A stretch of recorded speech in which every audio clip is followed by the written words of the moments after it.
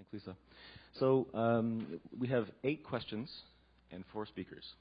What we want to do is go through the 8 questions, and we may not even make it through all 8. But to allow, for each question, allow 2 speakers, and these have been pre-chosen, to respond to the question about 2 minutes each, and then allow 3 minutes at the end of that first question for audience participation. We really love it if you could share your thoughts on these issues. We're not experts. We're practitioners of various sorts, but we don't pretend to be able to solve these issues. Preparing for this panel really raised more questions than it closed. So we would cherish and encourage you to share your thoughts on these topics as well. So I think anything else I should mention, guys? There was one thing I wanted to say, and is you may find that this is sort of like reach for the top. You know what that is? I did say it. You did say it. But it's not. Yeah. Nothing like it. I don't get that reference, but you can explain to me later. So I've got 2 minutes, and I think on this question I might have to really go fast, so I apologize for speaking like a missile. I think with the question of how we communicate this, it's what we really need is sort of a marketing plan where we break up the audience into segments and address that accordingly, because too often we use things like, library mailing list, and send out a message, and of course different recipients see things in different ways, and especially when it comes to IT innovation, all sorts of things can go awry. With the IT staff in general, and I'm really globalizing here, I feel like one can be, in my position, you can be pretty direct and unequivocal when you're talking about new directions, because most of them are sort of used to an environment of change. The only caveat here is, of course, there are people who've built their empire around, I am the administrator for X, Y, or Z. And when you talk about another tool that would replace that, they begin to feel very uncertain. But in general, you can do okay. For the rest of the staff, if you just mention a new idea, of course, what they hear is, oh crap, IT is going to change everything on us, and we're getting a notice right now. And all you're doing is musing. You're just talking about something. You're just thinking of possibilities. And it becomes, oh my God, they have an implementation plan. It's almost never the case, but what that means is that it gets derailed and you get into all these side discussions. Instead of talking about the innovation, you're starting to talk about impact on users and assessment plans, and it's like, whoa, it's just an idea, really. Let's back off a little bit. So what that means is that what people start doing is they just don't talk about innovation. They just sort of let it go. You can further break it down. So there are those in the library, I would say, who are sort of really locked into the here and now, and those that sort of look over the horizon and are looking at new things. All right, I'm good. And the latter group are your natural allies. Those are the people you can sort of be more open with. In the former group, you've got to be a little bit more careful and then sort of craft the message very, very carefully. 2 last points. One is, for me, it starts in the leadership meetings. As somebody who's an AUL, I spend most of my time, frankly, educating the leadership room about innovation and going forward. And I don't talk about specific things. I talk about ideas, open source, shared development, collaboration, questioning assumptions, evolving, challenging vendors, things like that. Those are the themes that I really beat on. And I also craft messages. And so I send them things that I've been reading. I send things that I've been writing. I send things that they need to read that relate to topics we're talking about. So it's a constant sort of hammering of my colleagues. I do it nicely. Hammering's the wrong word. You live in the hammer. Yeah, I do live in the hammer. And I'm going to skip some things here to stay on time. And the last thing I'm going to talk about is, I'm going to skip it because I just had to say this, because this slide should be familiar to one person in the room, Roy. I heard Roy say this in about 1999-2000, in a place far away at a much higher elevation. And it was kind of music to my ears. He was saying, when are we going to start punishing loiterers, people who just hang around in our organizations and don't want to change and don't learn anything new? And it was radical. And here we are 13 years later, and I haven't really seen much punishment, and there's still an awful lot of loiterers. And so I wonder sometimes if we're ever going to get serious about that. I'll stop. I think this one should work as well. So I've taken a completely different tact, as you might expect, and my answer to the question, how do you communicate the importance of innovation, is to foster a culture of innovation. And as a part of a leadership team in an organization, the best way to communicate this is by doing everything you can to create that culture. I don't think we have to worry too much about creating a sense of urgency right now about the importance of transformation and change in this day and age, but it is difficult to spur people to action, to spark innovation. And communication is very important to that, but I think that engagement is essential in that the two things go hand in hand. And I do want to be clear, I don't actually believe you can manage innovation, force innovation, or plan for innovation. It really is an environment, and it's a mindset. And so what we try to do is create a culture or a set of conditions that will foster innovation. So what does a culture of innovation look like? I was looking at some of the literature, and some of the characters of our most innovative companies, you see the characteristics repeated. So there's a belief that new ideas can come from anywhere. There's an understanding that ideas come from people, that everyone in the organization has a role to play in innovation, that collaboration and a diversity of perspectives generates and fosters innovation, that employees in innovative companies are passionate and feel empowered to make a difference. Employees and leaders are dedicated to continuous learning and innovation, and that the leaders themselves demonstrate a high degree of trust, and so they allow the employees in their companies to run with new ideas. And I think do you have time for some questions? Yeah.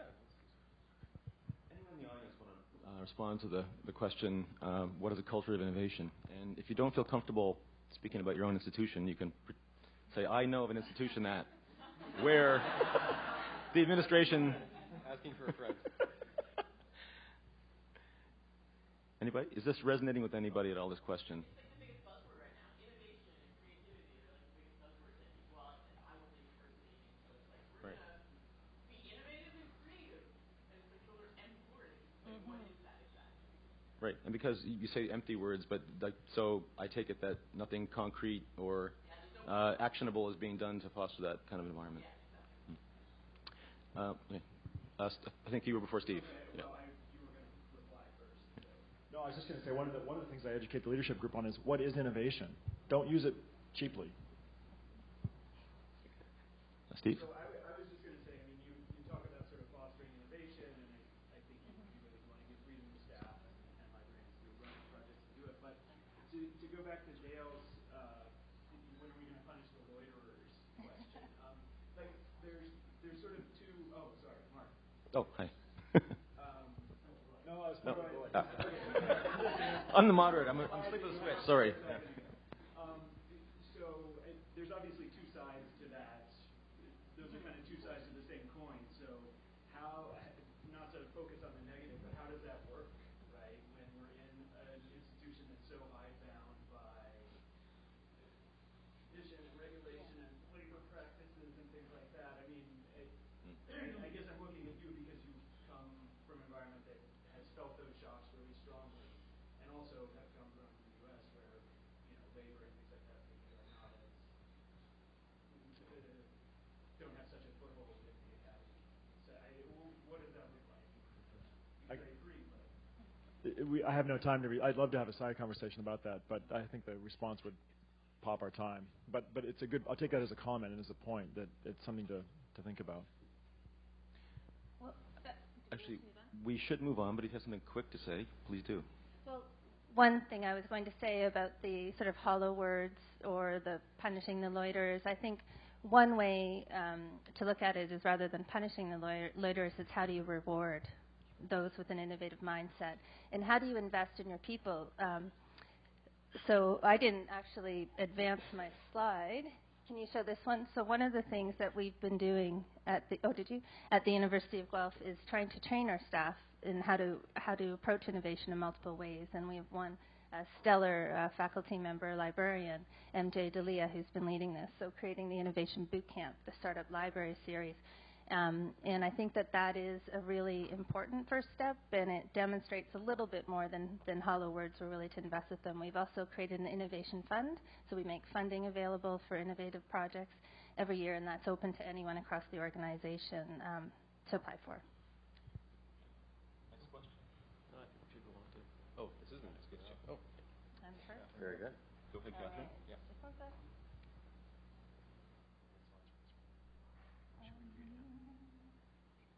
Here, let me go. We pulled this together last minute, so you're going to have to bear with us. Okay. Yeah, I have one. All right. And so I know that my last little piece made it sound all very apple pie and full of management speak, and I believe those words. I really do. But it is really difficult. So the question, what kind of formal and informal barriers exist, is a very real one because there are a lot of them. And innovation is very complex. It's about people, but it's also about resources and processes and structures and systems and technology, and you can go on and on. So I won't. I'll try to just kind of go through my list of formal and informal barriers. On the formal side, I think there are organizational structures and systems within which we work that can get in the way. Siloing in our organizations, hierarchy, strict job definitions. There are organizational and political demands. We are just in the middle of a program prioritization process, which really is all about assessing what is now and looking to the future, but not measuring progress or innovation toward that future. So it's a really challenging process. There are financial constraints, lack of funds, and when you fund innovation, sometimes it's seen as taking money away from other programs. Funding cycles, they're not lined up with opportunity cycles, so is the money available when an opportunity arises?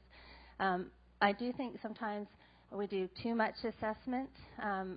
This in Think Like a Startup Library. I'm sorry, I'm blanking on the author's name. He makes a case that we focus on assessment too much and not enough on research and development. And performance measures, I think, are a barrier as well. In an academic library, for example, with the peer review process, it can be difficult for people to share credit.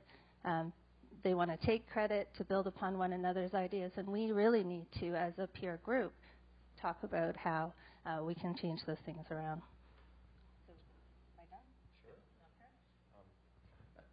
Does this work? Yes. As the only non-admin on the panel, I'm going to tell a story instead.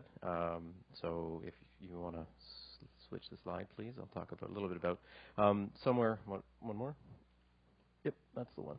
So I'm going to talk a little bit about somewhere where I used to work that had a very interesting culture. We're very much academic-based here, but in the public library system, it's quite a different culture. I like the fact that you mentioned the limitations of job descriptions because that was something that I very often came up against. I was a metadata specialist, and yet it was not my job to do anything that had to do with the web. Which is kind of interesting. But of course, that's very often dictated, as you said, by the labor environment, especially in somewhere that's publicly funded, like a public library. So it's very much more closer to governmental than it is academic. There's very often, I've found a lack of clarity between the balance between research and operational kinds of functions. So where, what proportion of our resources do we dedicate to the kind of R&D stuff versus the stuff to keep day-to-day things going on? I'm fond of saying, we can't do new things because we're too busy doing old things. So that was very much the environment that we had there.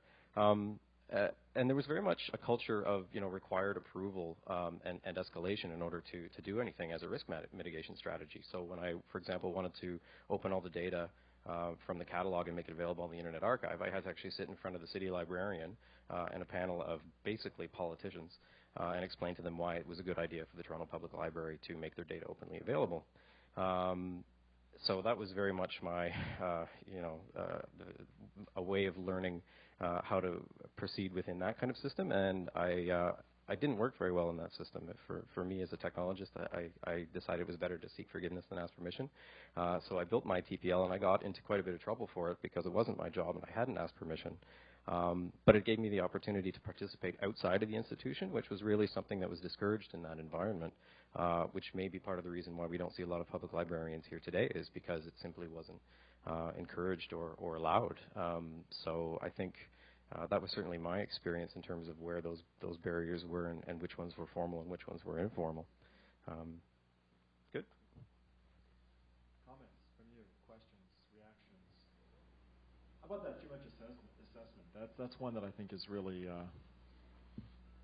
think you can see this as a blanket statement because sometimes filters into assessment is important. Yes. Yes. It's better to go and jump and actually move on something without assessing too much to see the opportunity and do it. Yeah, I think that it depends on the situation, really. Right. I think I took that from the Think Like a Startup article, and I think his point is we need more iterative development. So feedback is important, and constant assessment evolution is important. But when you look at as an organization, how much we invest in the assessment activity of ongoing programs, for example, relative to what we're investing in research and development, he's saying we need a shift there. But I agree, assessment is very important, and it's required. Like, we can't not assess in my organization. So. If your organization is too heavy on assessment, then it's not balanced. Yes. It could be wrong in a way. Anybody else?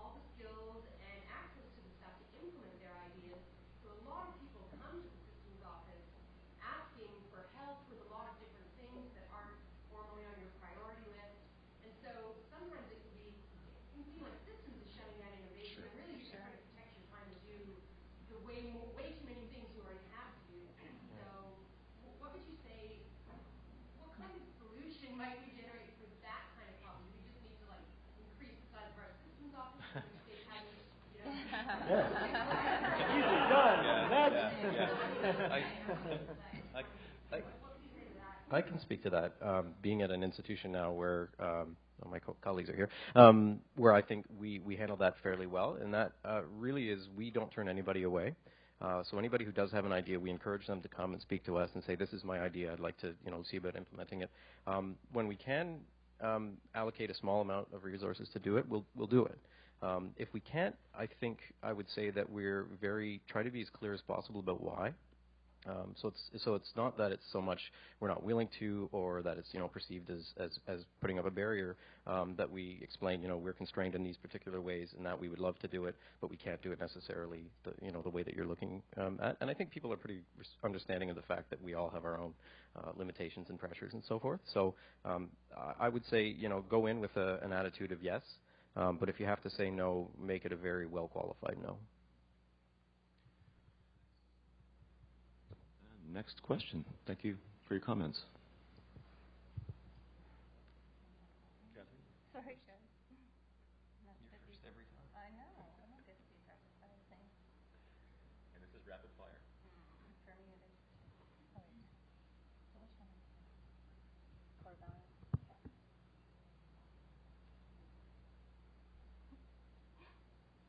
You have to bear with me. My apologies.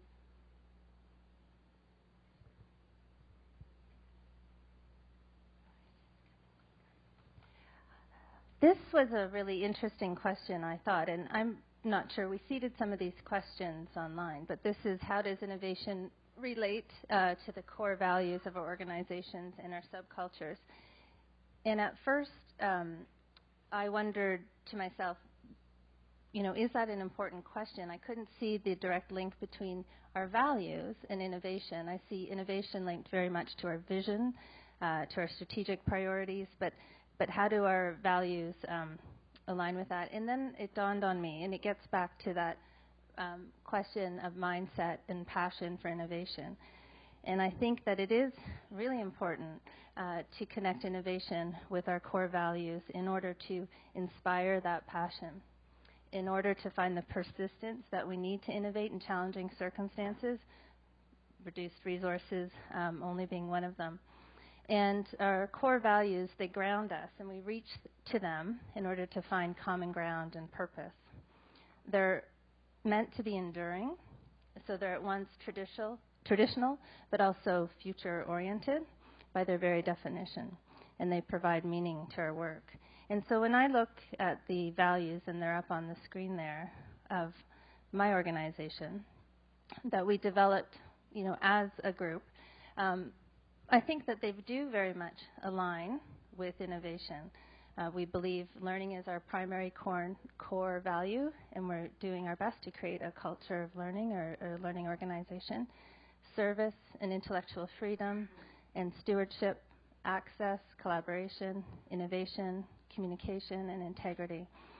And when I was doing some work in our organizational restructuring a few years ago, I stumbled across something.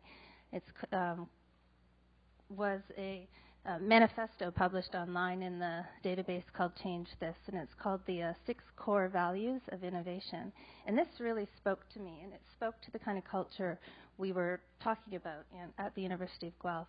And those 6 core values are inclusivity, possibility, opportunity, capability, sustainability, and responsibility. And in this manifesto, the author speaks to the importance of having a careful balance between systematic freedom. So those are the values of possibility, opportunity, and capability, and systematic discipline. So choosing the ideas for further development, investing in ideas consistently, failing quickly, and acting quickly. And his argument is, if we don't have some discipline in our innovation, we're not going to succeed. We're not going to be able to sustain a high level of innovation and become a very healthy and innovative organization. And so I'm probably close to out of time. There we go. I'll stop there.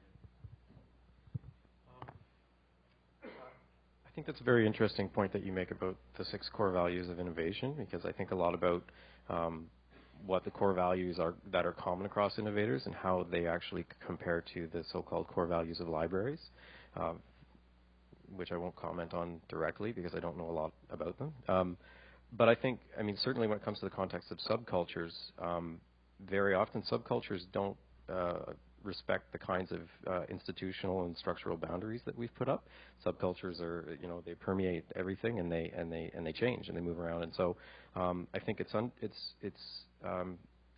important to understand what values a particular subculture embodies in order to understand how you can affect innovation within that culture, because as we discussed earlier, they are different. You need to approach it in different ways for different people. Certainly, again, I can speak to Ryerson, where for us, those boundaries are fairly non-existent. With the openness and sharing are really key for us. So when we sit down at a table with people from different departments, we really approach it as a collection of experts who are contributing, specific expertise or specific skills. And that makes it much easier for everyone to integrate it into their own work in the way that makes the most sense for their culture. So I'm thinking, for example, tech services, working with LITs for IT stuff. So in that way, we kind of we come together, and then we go back to our own subcultures.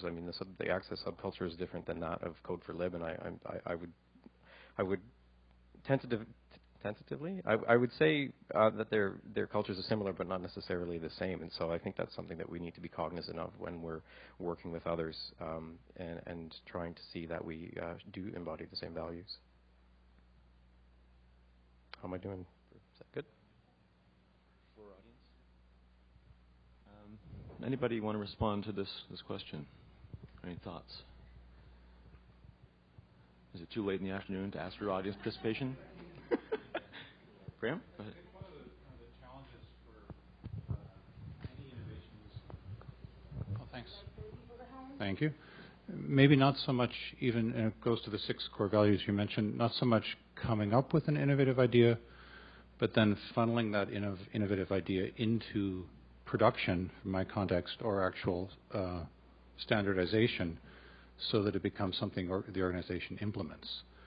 A lot of innovative ideas can be had, but in some ways, for something to be innovative, it's by definition not something that becomes standardized.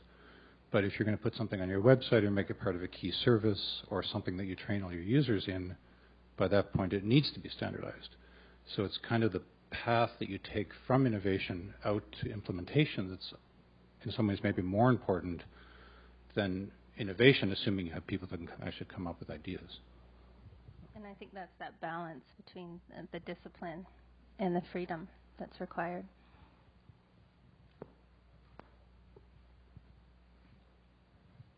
Thanks. And Graham, what you said kind of leads to our next question, and I'm the first speaker on this one.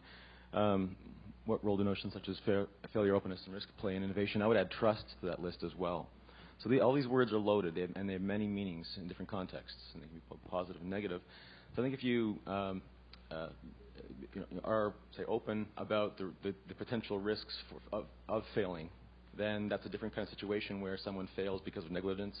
Failing because they're trying something innovative is different than failing because of negligence or carelessness in the negative sense, right? Same with risk. You're always assessing how much, what is the risk of doing this, of trying to be innovative. If it's not that high, then why not try it? If it's sufficiently high, you may need to take a different route or at least assess it in a certain kind of way that can mitigate that risk more effectively to the organization. No. He's done. From my perspective, I'm an engineer, and I approach every problem I encounter as an engineer. And to me, I think we could probably learn to remember that innovation can be informed by methodology, like the scientific method, and that that failure is a totally valid outcome in the scientific method and engineering method. Is that our goal isn't to be successful. We want to learn about what works, and learning what doesn't work is just as valuable as learning what does. So it's important to remember that kind of neutrality in the way that we approach things and the way that we can try to convey them to others. And I know that's easier said than done, but I think it does help inform, as you say, some of the terminology that we use and some of the ways that we perhaps couch, what we say in terms of trying to get these ideas through. The other thing is, as you said, if you can pass the next slide, is that making many small mistakes is actually a really good risk mitigation strategy. This is Cory Doctorow, who says, the only way to double your success rate is to triple your failure rate. But I think there's a lot of wisdom in that, because if you're not making mistakes, then you're not having successes. So it's one of those, if you don't try, you'll never be able to be successful. So we have a bit of a saying that we like to take a 6-month mistake and turn it into a 2-month or a 2-week mistake. And that's informed by, I think, part of the way that the agile methodology is so popular with startup innovation kinds of thinking, is because making many small mistakes in rapid succession is actually a really good way of reducing your risk. Please. Why don't we see more presentations at conferences about failures? And why don't we see more presentations at conferences about failures? And on a related note, how would you reward someone for a failure? I have a slide about that, which basically says, "Has anyone ever been rewarded for failure?" Well, according to this, we should. So I'm just I agree. wondering how it could look like. Can I comment on that? Yeah. Yeah. Sorry, there was a failed panel 2 years ago. Nick Rouet, yeah. And that's a kind of a case study approach, though, right? Like, this is what we did wrong, how we failed, and this is how we can learn from that. I think we're trying to tease out more of the kind of organizational threads of that kind of acceptance of failure in positive sense. Just a quick plug. There's a really great article. I forget where it is.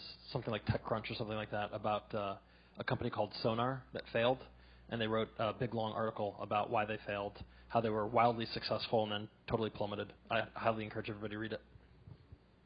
I think that's excellent. I don't want to draw this out, but I think a key to that is the fact that they communicated about it, right? There's my startup has 60 days to live, if anybody's familiar with that. And the whole idea was exactly that, is I'm failing, and I'm in the process of failing, but I want you to learn from this lesson so that you don't repeat this particular failure, or this particular series of things that cause that failure. That's pretty much exactly what I wanted to say, was that I think the way to sort of actually make failure an acceptable state in projects is to make sure that wherever that project came from, information flows back in and say, at least, we may have failed in this project, but what we learned was blah. And at least make sure that feeds back into the discourse in your organization or more broadly. But it's exactly that. And just respond to your question about how can we reward failure. I think if we define failure and risk differently within organizations as part of the culture of innovation, then we don't need to be afraid of the word failure. It's not the same word. It's not a bad word. So I wouldn't say that you get merit points for screwing up. But what I would say is you're rewarded. You're doing a good job if you try something, and if you don't succeed at that something, then you learn from it and make the organization stronger. So it's kind of semantics, but I think it's important to clarify what you mean by failure and risk and in that context. Shall we move on? So the next question really is what proportion of innovation is done officially versus this in a secret server backroom somewhere? Mark? Yeah, thanks. So this is really fortuitous timing for me because Todd and Calvin report to me, and their excellent work that we saw before the break was done all informally, which was great. I know Todd had been working on some APIs, as he described, for some of his own work with mainly with populating information on our website and so forth, and the multi-search interface, the bento box interface he showed. Calvin had a need to expose course reserves information, and Calvin came to me and said, "Hey, Todd and I were talking, and I didn't know anything about this, which is the normal state of affairs at SFU Library, right?" Calvin came to me and said, I'm talking to Todd, and he thinks we can use his API to push reserves information out to Canvas and to connect into our email system. Thanks, Gordon. But that's a case study I'm describing because it is an excellent example of how innovation happens because two guys' offices are next to each other, and they work well together. And they didn't come to their boss and say, "Hey, do we have permission to innovate?" They just did it, and it turned out to be a great success. And that is kind of I won't say a game changer at SFU Library because it's not obviously that momentous, but it will enable us to do a lot of innovative things easily into the future. So it's major payoff for some innovation in the hallway. So I stole my slide back from Mark there because I wanted to have my own slide. Well, there's my slide. So this is my answer to the question, what proportion? I mean, this slide says it all. Basically, as soon as innovation becomes an official activity, the whole weight and force of the organization gets thrown at it, and it just goes. Poof.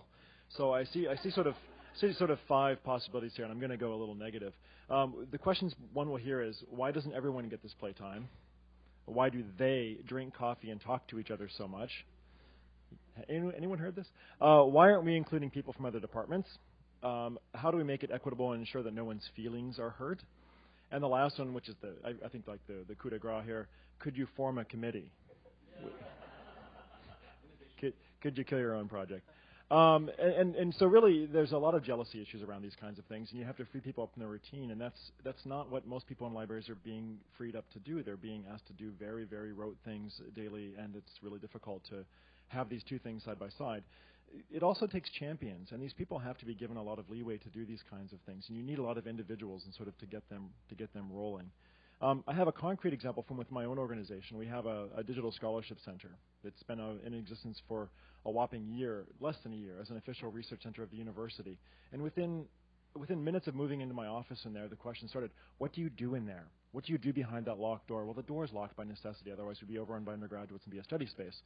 But the subtext in those questions is quite naked, and it's sort of, you're not doing anything, and over here we're dying, we don't have enough staff. And it's like, well, the work looks different, but there's actually quite a bit of work. And it's really shocking to me, I think, that this attitude pervades the entire organization. I hear it from the top levels, too, where just these aside comments like, well, it'd be good to know what you're doing in there if you could put it in writing. And it's like, well, do you ask all the departments in the library to give you a daily report on what they're doing? Because I don't think so. And that's a major problem.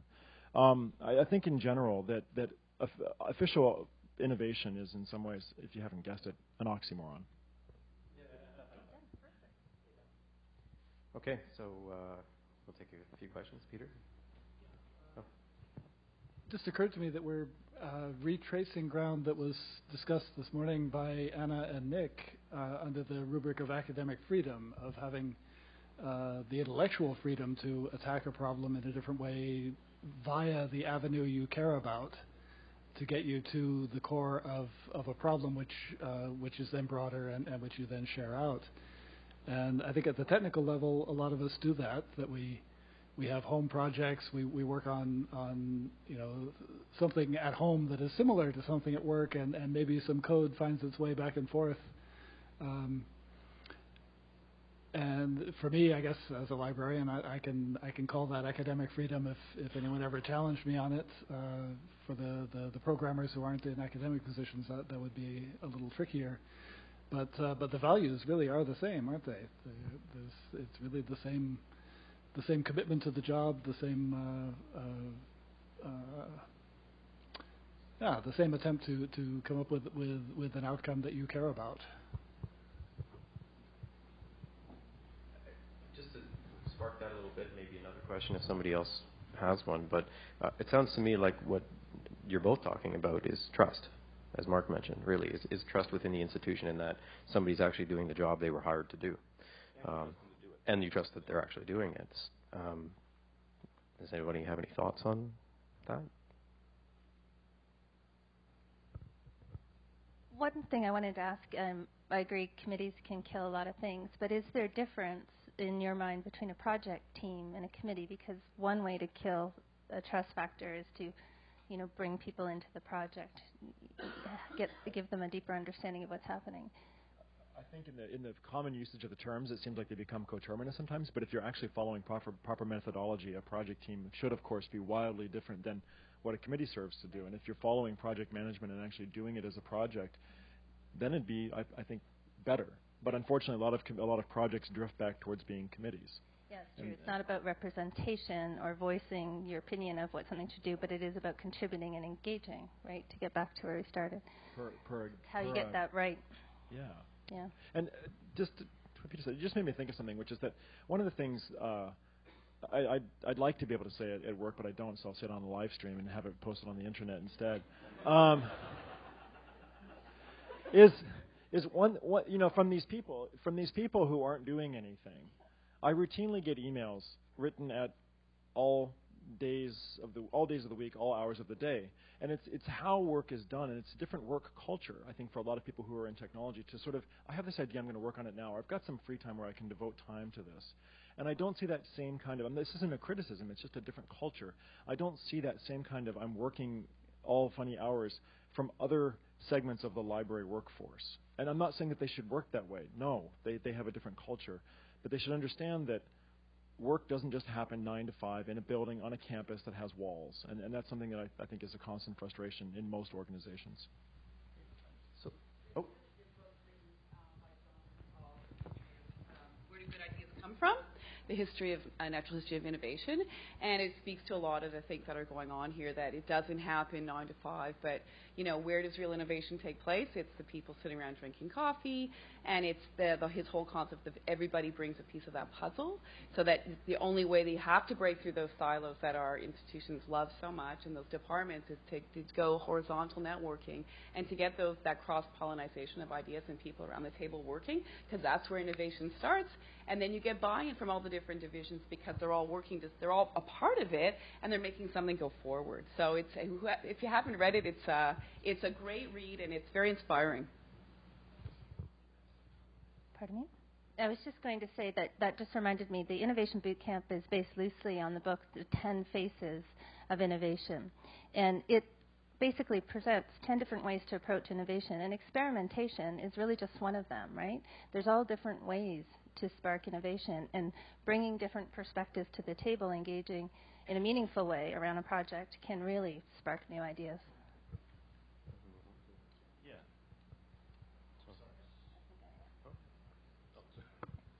So we're moving on to, I'm moderating this one, but so the third to last question is, how do we know that innovation is impacting the end user? Is this something we think of before we embark on an innovation or after?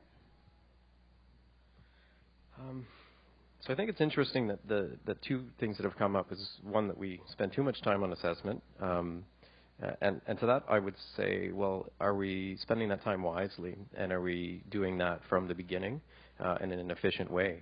Because if we're spending a lot of time on it and it's not very effective, then it doesn't really matter.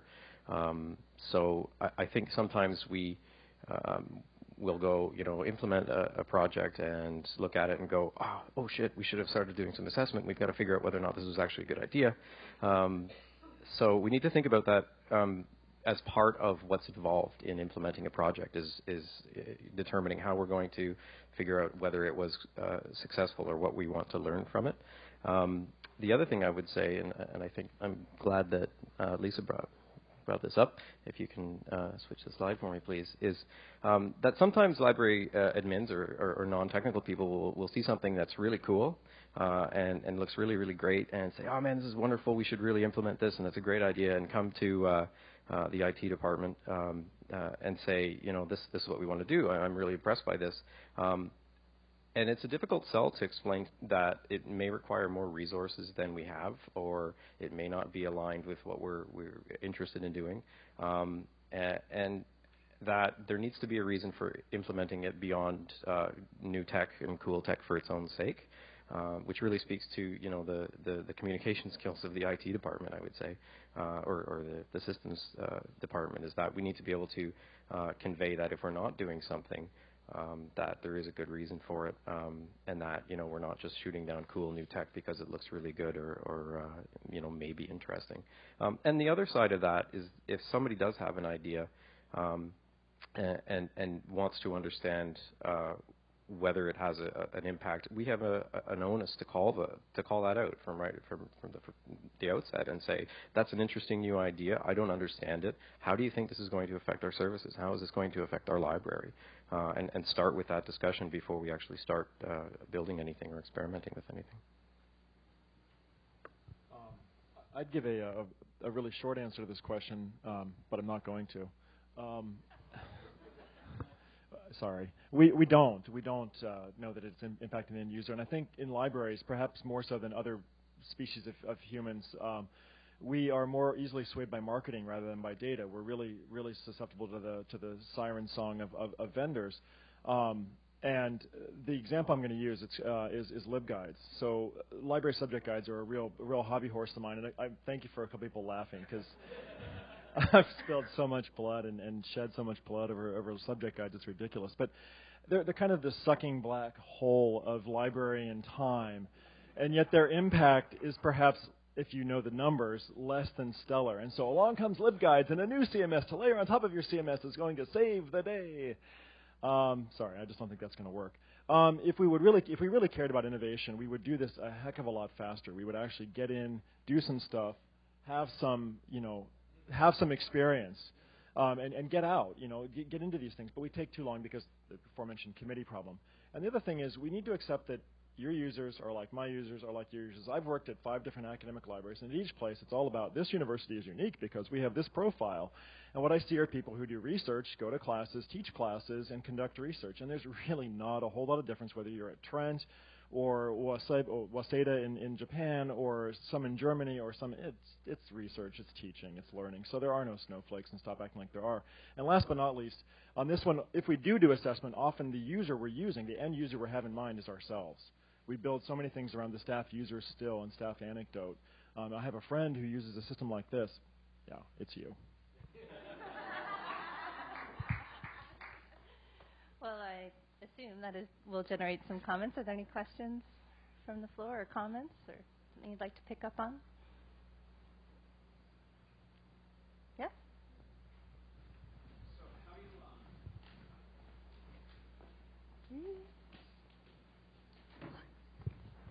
how all right. So how do you negotiate those librarians who may be on staff at an unnamed library, who say things like, this project is such a success because it's easy for me to work with it, or this is such a success, and LibGuides is a great example.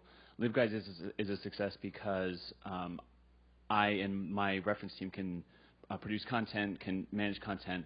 So it's sort of this librarian-focused, as you alluded to at the end, as opposed to a user-focused. But it's difficult because then I've also witnessed librarians sort of hide behind a mask of user knowledge and say I've witnessed users in this certain way, but really it's sort of saying I use it this way. So how do you sort of negotiate that? I can comment on that again. As the brutal engineer, I would say show me some numbers. I would say, okay, that's fine, I believe you, but I'd like to see some evidence beyond, your anecdotes. And I think, if we're really going to talk about having an evidence-based librarianship, which was like a hot topic how long ago? Still kind of is. But if we're actually really going to put that into practice, that's what I would counter with, is say, okay, I believe you, but I want to see some further proof beyond just your perceptions. I don't know that we've tackled the LibGuides problem, but one of our answers to that is to create a user experience team that works with the different service areas in the library to observe user behavior, to report on it, to make it evident and clear. And I think it's made a really big difference. And we engage them not only in user experience for online services, but also in-person, in-house services. How are our users interacting with the library? I'll pass. I want to give other people a chance for comments. Any other comments or questions? Yeah, something you just said, Catherine, sparked something in me that Andrew also said today, and that is, this whole idea that we can understand users by just putting them in a room and doing some work with them, but it's the mere act of observation, kind of like quantum mechanics, which actually changes what we see. And so I'm really intrigued by University of Rochester, who hired an anthropologist who did some awesome work, who now left for Ithaca. But she would go out and just basically almost live with the students and just observe, not ask questions, just watch what they did. And what you said sounded more like that to me. It is, and that is what sparked our interest in user experience work. And we also recruited a wonderful person, Amanda Etches, who's big in user experience and design. And the New York Public Library is also a place to watch because they have really embedded user experience in everything that they do, and they're doing some pretty stellar things and using social networking in incredible ways, because they understand their users.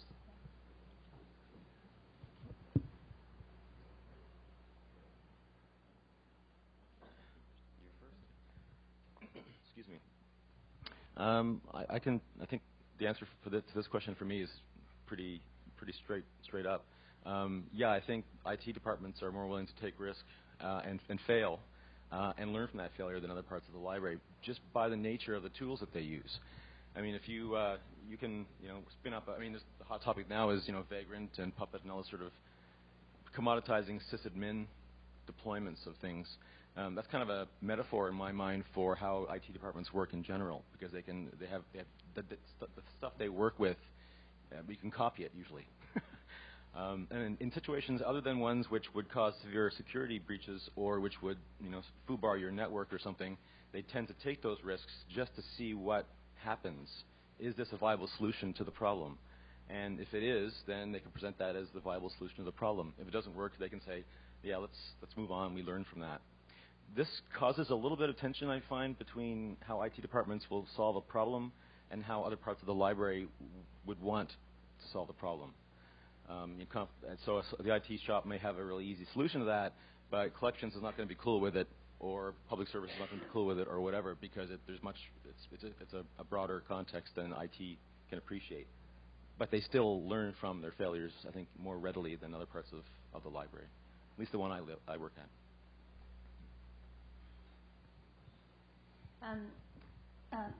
This is a question that I struggled with a little bit, because I think that because of the tools, I agree that IT cultures are used to trial and error, experimentation, testing, beta, prototyping. All of that work is really good and important. But when I read the question, I keep flipping in my mind, because of the way we've framed the conversation today, I think about innovation. And I don't know that it would be fair to say that innovation is more accepted in library IT than it is in other parts of the library, because I do think that innovation in my library and many libraries, it comes from all across our library. But I do think that there is a bit of a perception of a greater risk of failure if you're experimenting, and you will have a direct impact on our end users. I think that people in the public face feel that more acutely than perhaps the people in IT do. I think that in our organization right now, there's a fair amount of risk and experimentation happening in our discovery and access team through this user experience work, and that is having a trickle-down effect, that people are willing to try new ways of doing things. I think where we have some work to do, but this team is really actively trying to address it, is probably more experimentation in our instruction, in our information literacy, improving our pedagogy, and working with other instructors in new ways. But that experimentation is starting to happen. So I think there are pockets across the library.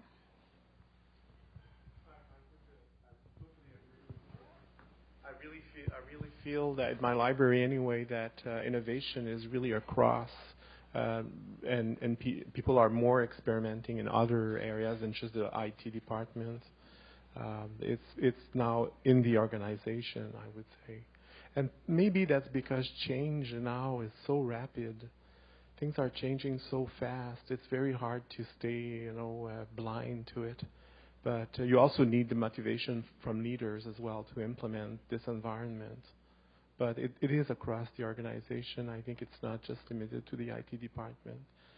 And I agree with you when you say that maybe we're more used to it because of the nature of our work. But it is coming to the other areas of the library as well.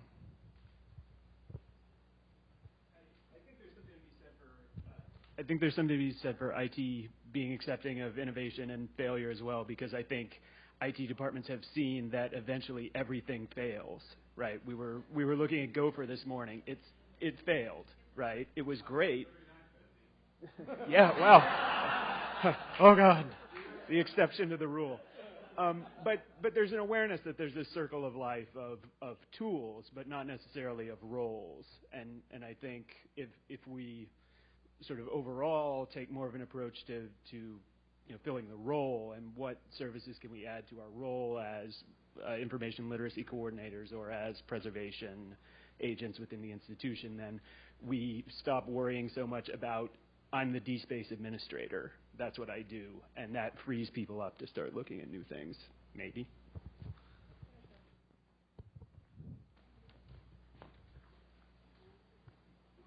Time for another? We'll move on. Want to move on, or let's just talk? Let's just talk, man. One comment for Nick Rouet. Show me the GIF, man. Show me the animated GIF for that response.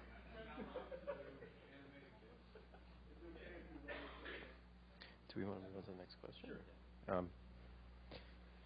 Here you go, man. Okay. Okay. Just shut up, Mark, and stop talking. Sorry, Dale? Okay, got it. No. I talk. What's the question? Question is, how do we celebrate failure? How do we drive? Who's in charge here anyway? We celebrate failure by nurturing a culture of innovation and failure in libraries. I mean, you don't throw a big party because someone deleted all the backups. That wouldn't be celebrating failure. But that's not what, as I said before, it's all how you define failure and innovation and risk. And I think the best way that I could think of to celebrate failure would be to try hard as organizations to build that kind of culture into your normal operations, your values, and your goals. I wanted to say a couple things about failure, about celebrating. So it's going to be emotionally subjunctive because I don't think we do a very good job. I mean, it's been said, we don't do a very good job with this. And for me, there's a very large example that one of the tools that came up, could have been in part of Rory's survey, was sort of first generation federated search. It came, a lot of people invest a lot of money. Some people are still investing in 2013 money into first-gen tools. They're still in production at some very big institutions. And yet there's really never been a post-mortem about what went wrong with it. Was it the technology? Was it user expectations? The theory would be maybe it's more user expectations, and so that would put a big question mark behind second-generation federated search too. But we don't have that body of evidence because we never really unpacked it as a failure, as a massive failure. It was an experiment, but it didn't work. They were never really loved. They were never really successful. So we're not getting there. So that's kind of a problem. The other thing is we talk about having fail panels. We talk about writing about it. It's really great that there are examples of people, startups that do it, but we don't really get very far with that. And I think part of it comes to there are no reward structures in place for failing. We don't really necessarily award people best paper or employee of the year for being really good at describing failure. And my suggestion would be maybe that we think about changing the branding. We in the IT, library IT community should stop talking about failure. Failure is a nasty word. Failure is a bad word. In our context, it's totally safe.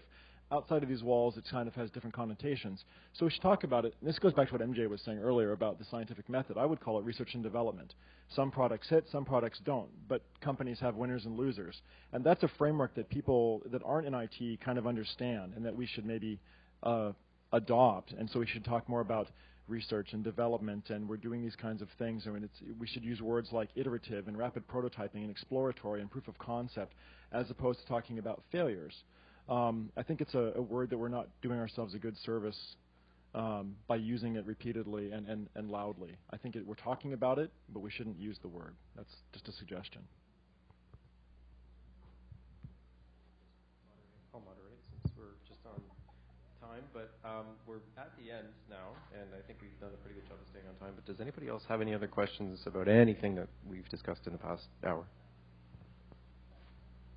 Oh, just more of a comment. Maybe we should have like a failure award, and Access could give it out every year, like best like good Darwin, try like that didn't work. The Library Darwin Awards. Totally. I'm serious. That would be a good idea.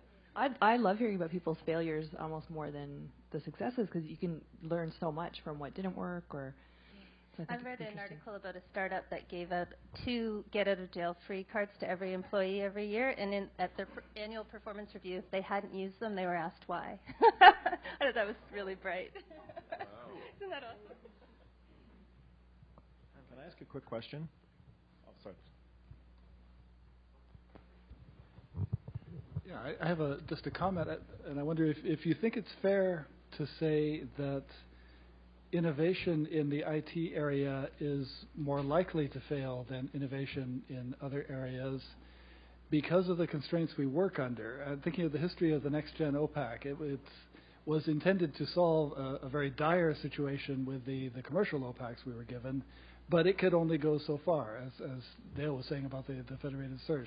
The constraints under which it had to operate, you could fix all the coding problems, but then you ran up against the metadata problems, and you couldn't go any further. And so you would do this wonderful innovation, and then you'd show it to people and say, well, it's nice that it does that. Can it do this? Well, no, it can't do that until we dump Mark or whatever. So every element, every attempt at innovation is a brilliant idea to solve 1/3 of the problem or something like that.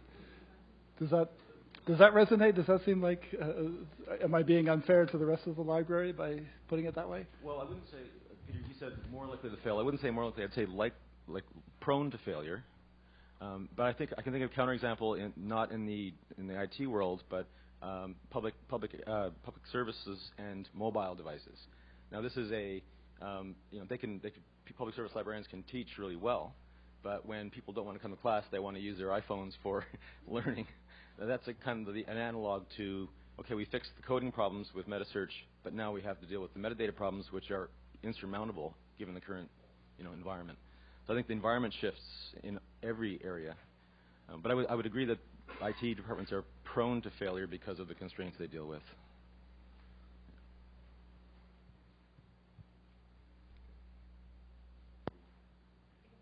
Yeah, I mean, there's another question. We can probably take one more, and then we'll move on to the Ask Anything.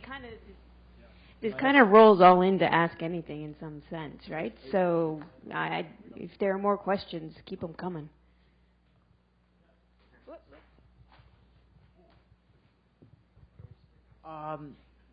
A lot of the innovation that we have that we can be passionate about will be done informally, but to be getting done officially by organization stuff, it has to do a lot with labor and budget. That's bottom line, because if those two doesn't change, doesn't matter if I'm working till 7 o'clock and doing my own innovation, that's fine.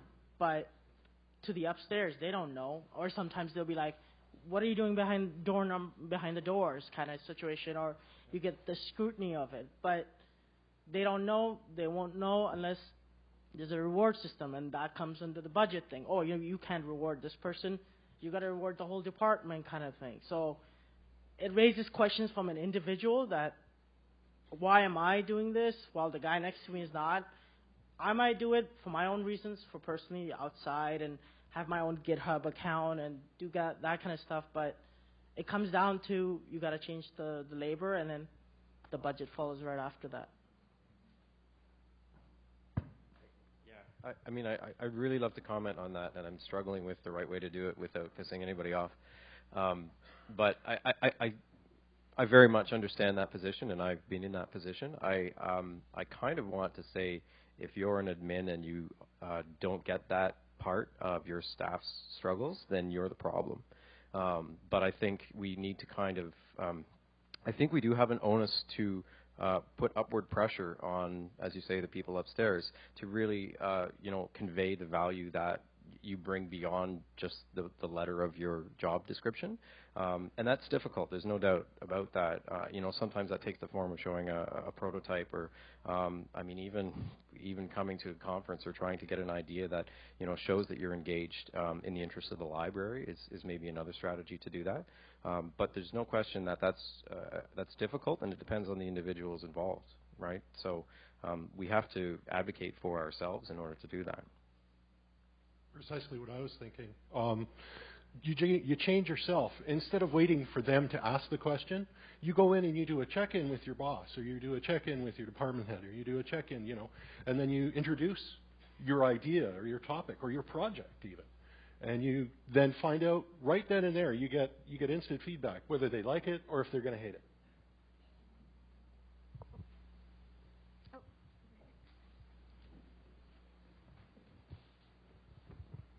Thanks. I love hearing sort of honest comments. So, and my pet peeve is always sort of we're always thinking about the new things that we need to be doing. We've got to be doing new things, and I don't disagree with that at all. But we hardly ever talk about what we need to stop doing. And I think LibGuides, I think people can argue both sides of that, I'm sure. But what else? What else do we need to stop doing? Oh. You want a list? Yes, because absolutely. I was going to respond to what you said by saying this is basically the classic response of a library to its IT department, and I know it from both sides because now I sit in that administrative chair, is don't stop doing anything you're doing, but please bring innovation and fame to the library just like they did at that other place. And yet, when you try to change any basic technology, you get nothing but resistance. So what do we need to stop doing? We need to trash half the software on our staff computers and push everything onto the web and force them to use web-based tools. That's a really awful gloss. I don't mean that quite as serious as it sounds, but we're still waiting for our ILS vendor to come up with a web-based interface to our inventory control system, and they're going to launch it in Q3 2014. And it's like, good God, it's like waiting for, I don't know, the second or. Yeah, fill in blank here. But there are so many other things we should and could stop doing if we were just willing to say we're going to put a little bit of pressure on the organization to move forward. We're going to stop the way we do printing. We're going to stop rolling out staff computing the way we do. We're going to move towards virtualization of the desktop. We're going to move towards a lot of streamlining of how we do IT, because the people we've got are very few. There are very few people doing the work. And if they're constantly, John you could probably preach volumes to this, if they're constantly have their time picked apart for little piddlywink issues, they're never going to be able to do the big stuff. And so I've got people who are really talented, but they run around the building all day plugging in network cables and doing basic troubleshooting. And it's like, why are we still doing this? Why don't we have an IT capable staff that can solve some of their own problems? It's a two-way street, and it's not. There's a lot more nuance than I'm giving it here. But the demands don't stop; they never decrease, and you're always supposed to do something new, and it's just ridiculous. And so what I end up having to do, and I've done it today twice in email. I'm at Access. I've said no to things. That's a neat idea. No, we're not going to do that. And another one came up, and I just said, I'm sorry, that's a problem, but it's not really a priority right now. And so you have to just deflect. But you need somebody who's got the position to do it. someone who's working in that role can't. It doesn't have the authority to say, no, we're not going to do that. It has to stop hire.